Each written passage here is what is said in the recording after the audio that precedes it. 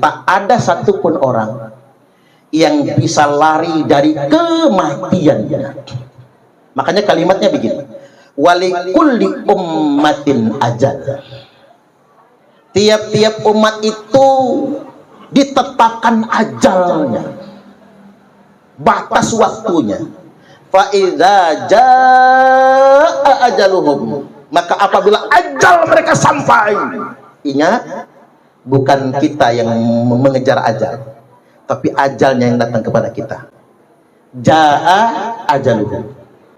Ini Israel ini, Pak. Ketika Israel sudah sampai kepada mereka, la yastakhiruna sa'ah, mereka tidak akan pernah bisa mengakhirkannya. Wala yastaqdimun, dan mereka tidak akan pernah mampu memajukannya. Jadi ada cerita begini, Bapak Ibu. Nabi Sulaiman lagi ceramah, sedang ceramah di pojok. Ada orang yang matanya melotot, enggak ngedip-ngedip. Itu malaikat Israel itu, Pak. Coba periksa di pojok-pojokan. Ada yang enggak ngedip enggak, Pak? Kalau yang merem jangan dihitung, Pak. Pokoknya melotot, Bapak Ibu. Matanya melotot, enggak ngedip-ngedip. Nah, yang dipelototin, yang duduknya paling dekat Nabi Sulaiman. Selesai pengajian, kata umat Nabi Sulaiman ini, Nabi, tadi di pojokan ada yang melototin saya.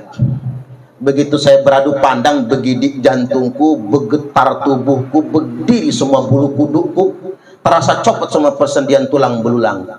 Kata Sulaiman, itulah Israel, sang pencabut nyawa. Lo ngapa dia kesini? Ya lo yang dipelototi. Berarti lo nih bakal dicabut nyawa. Waduh Nabi, gua belum pengen mati, kata dia. Kata Sulaiman, kayak mana caranya? Boleh nggak saya kabur? Ya udah, kalau sanggup, kata Sulaiman, kabur aja. Tapi Nabi, kalau bisa bantuin saya. Bantuin kayak mana? Kirim saya ke India pakai jin dan prajurit angin. Kan Nabi Sulaiman bisa menundukkan angin dan menundukkan jin. Kirim saya ke India. Oh, jauh itu, Pak. Kotanya Nabi Sulaiman itu Baghdad. Makanya Baghdad terkenal dengan sebutan negeri 1001 malam. Karena Nabi Sulaiman punya bini 1000. 1000 itu digilir hanya dalam satu malam. Mapas. Apa jamunya itu coba? Semalam loh. Makanya Nabi Sulaiman itu saksi. Wafat aja nggak ketahuan, Pak. Nggak ketahuan. Dia megang tongkat begini. Setelah lama wafat, ketahuannya karena tongkatnya dimakan raya. Kan dia bertumpu cuma di tongkat, ambruk, sudah wafat ternyata. Jadi saking saktinya Nabi Sulaiman itu. Oke, kata Nabi Sulaiman, kita kirim dia ke India. Terbang lecaknya kan. Sampai di India, nyantai dia 3 hari di sana. Apa hebat dah gua, bisa kabur dari malaikat, kata dia. Dia merasa menang di sana. 3 hari di India, terjadi gempa bumi dahsyat sekali. Bangunan pada ambruk, ribuan orang mati, termasuk dia masuk, mati juga. Selesai kejadian itu, Israel ke Baghdad lagi. Dipanggil oleh Sulaiman, sini dulu. Apa kata Israel? Enggak, ngapa 3 hari yang lalu kamu datang, ganggu saya lagi ceramah pengajian. Kata Israel begini, saya ini diperintah Allah mencabut nyawa orang sekaligus, sekian ribu yang mau dimatiin sekaligus ini. Tapi bukan di Baghdad, di India. Karena yang bakal mati banyak, saya cocokkan dulu dengan daftar waiting list itu. Ini cocok enggak, diverifikasi loh, Pak. Masih ada enggak nih orangnya diperiksa itu. Coba, begitu diverifikasi, dicocok-cocokkan, Pak. Hasil pemutakhiran datanya ini selip satu. Loh, kok nggak ada si Fulan ini? Saya sudah muter-muter ke India, Amitabh Bachchan belum, Sahrukan belum. Ternyata yang nyelip satu ini nggak ada di India, lagi di Baghdad. Ternyata sedang pengajian di Jalan Ratu di Balau. Tapi nggak tahu yang mana orangnya. Apa Putri Balau ya? Nggak tahu mana orangnya. Jangan-jangan di dalam atau di luar, kan begitu. Ternyata dia sendiri, Pak, yang inisiatif ingin dikirim ke India menjumpai tempat kematian. Dan dia dimatikan di jadwal yang tepat, nggak maju dan nggak mundur sama sekali. Inilah maksud dari firman Allah Ta'ala, wa ma tadri nafsum madza taksibu ghadan. Tidak seorang pun tahu apa yang akan dia usahakan esok hari. Malam ini Bapak Ibu silahkan berencana besok mau ngapain, tapi tak ada yang tahu pasti apa yang akan dia usahakan esok hari. Wa ma tadri nafsum bi ayyi ardin tamut. Dan tidak seorang pun tahu di bumi mana dia akan dimatikan oleh Allah. Boleh jadi kita akan dimatikan di bumi kedamaian, atau mungkin di bumi Muara II, atau mungkin di tanah suci Mekah. Itu sudah menjadi takdir, ketetapan dari Allah Subhanahu wa Ta'ala. Makanya dalam hidup ini nggak ada yang bisa lari dari kematian.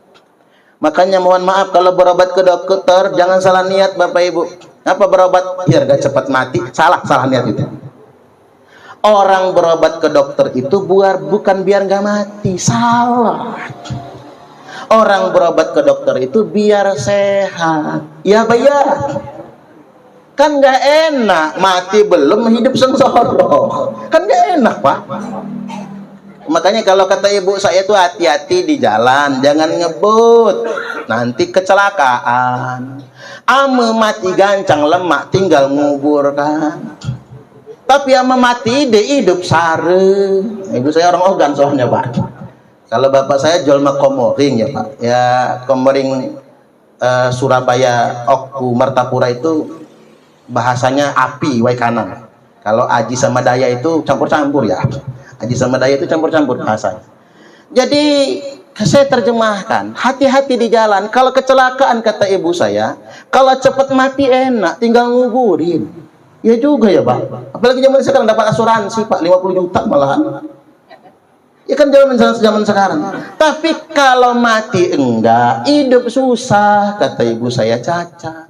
Jadi urusan orang. Makanya kita itu kalau sakit berobat, maksudnya biar sehat, bukan biar nggak mati. Karena as-sihatu khairum minal ghina. Sehat itu lebih baik daripada kaya. Betul nggak kira-kira? Ada orang kaya, rumah gedong, bertingkat, mobilnya 4, istrinya 1 aja Pak, jangan banyak-banyak ya. Orang kaya, tapi makan apa aja takut. Makan sate, takut. Sayur santan, takut. Makan nasi banyak, takut. Malah tiwul makannya Pak. Karena takut diabetes kan. Ikan asin takut. Sambal calo, sambal terasi takut.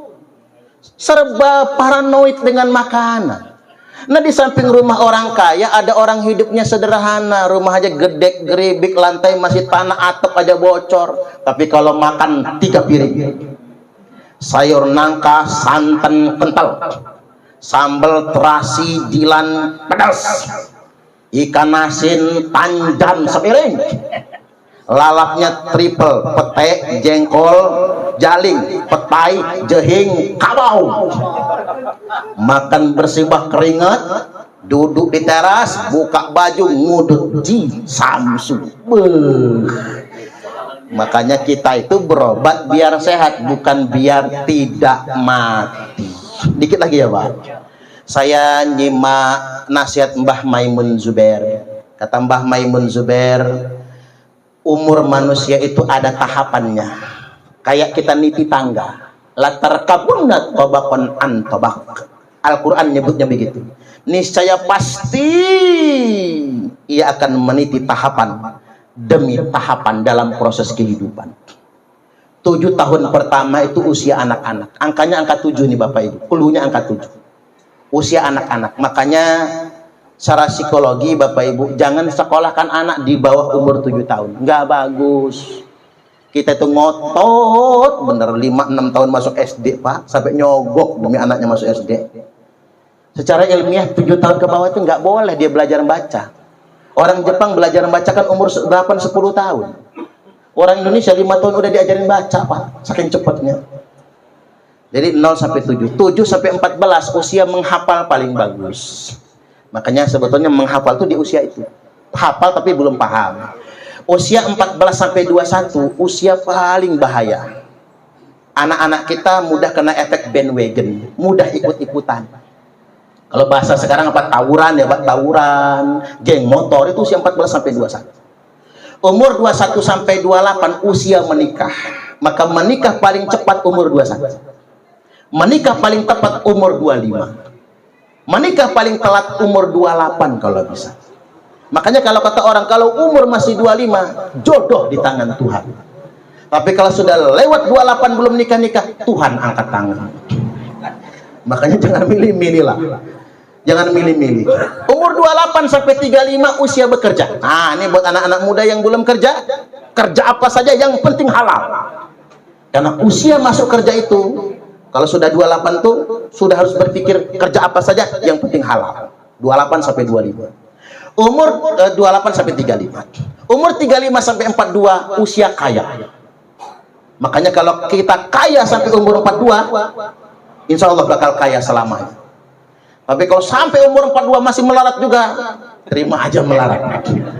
Walaupun saya ingin sampaikan malam ini, kaya itu bukan soal harta, tapi kaya itu soal rasa. Betapa banyak orang yang kaya harta tapi miskin rasa. Tidak sedikit orang yang katanya miskin harta tapi kaya rasa. Bukan kaya yang membuat Anda bahagia, tapi rasa bahagia yang menjadikan Anda kaya. Bukan kaya yang membuat Anda bersyukur, tapi bersyukurlah yang menjadikan Anda kaya. Konsep ini semua orang tua yang umurnya sudah 40 tahun ke atas, saya yakin sudah selesai, Pak. Konsep ini sudah selesai. Kaya itu pada akhirnya bukan karena uang, tapi karena rasa bahagia, tenang dan barokah. Nah, umur 42 sampai 49 adalah usia tobat. Nah, yang belum tobat ingat umur. Kalau sudah umur 42 tobat. Nah, kalau sampai 49 belum tobat, itu namanya sayur nangka bumbu kemiri. Tua bangka nggak tahu diri. Alias tua-tua keladi makin tua makin jadi. Tua-tua keladi makin tua makin kanji. Umur 49 sampai 56 usia termatang manusia. Jadi usia termatang manusia itu 49 56. Makanya Pak, saya ini masih 42 nih saya. Boros aja muka saya ini sebetulnya. Cuma kalau buka peci mudaan saya ini Pak sebetulnya. Jadi usia 49 ke bawah itu belum matang, Pak. Belum matang. Matang itu umur loh, Pak. Orang boleh intelek, orang boleh cerdas, orang boleh gelarnya berderet, tapi matang belum. Makanya saya selalu mengatakan, jabatan-jabatan publik, jabatan-jabatan politik yang tinggi, usahakan jangan umur 49 ke bawah. Terlalu muda, Pak. Pinter mah pinter, tapi begitu dikasih masukan, Pak, ngeyel dia, Pak. Merasa pinter gede kalau anak muda itu belum masak, belum matang dia. 49 56 itu termatang manusia. Nah, umur 56 sampai 63 usia kematian. Makanya kematian paling tinggi 56 sampai 63. Itulah mengapa pemerintah buat aturan pensiun itu umur berapa? 55, 56, 58. 60. Tahu betul yang buat aturan, Pak. Ini bakal mati nih umur segini nih. Maka dibuatlah umur pensiun itu. Nah, umur 63 sampai 70 tanda panjang umur. Makanya yang sudah 63 ke atas panjang umur itu, panjang umur. Apalagi guru kita Kiai Adnan Nawawi udah 70 berapa nih? Hah? 77 mapas. Nah, ini masuk nih. Kalau umur 70 sampai 77 benar-benar panjang umur. Nah, ini masuk kategori benar-benar panjang umur. Tapi bahaya, Pak. Kalau sudah 77 kelewat. Nah, bentar lagi 78 nih beliau. Kalau sudah 78 ke atas, ini masalahnya. Malaikatnya lupa. Ini malah nggak mati-mati malahan. Maka kita nemukan orang umur 80, 90, hampir 100 nggak mati-mati, Pak. Padahal udah berak kencing di kasur. Terpaksa lah anak cucu ngumpulkan tetangga dan jamaah masjid yasinan. Habis diyasinkan mati. Jadi kalau ada orang sakit diyasinkan itu tujuannya bukan mendoakan biar cepat mati, bukan. Hanya mengingatkan Israel kalau lupa. Apa kata Israel? Untung lu yasinin, inget gua, kata dia. Kalau nggak lewat nih orang. Jadi sudah ke akhir, Pak, kelewat itu kan itu. Sampai segitunya, itu guyonannya kayak gitu ya. Artinya kita semua bakal mati, dan pilihan kita ini bagian akhir saya tegaskan, pilihan kita begini, bukan lari dari kematian tapi memilih mati husnul khotimah. Kalaupun tidak bisa mati husnul khotimah, setidak-tidaknya bertaubat sebelum mati.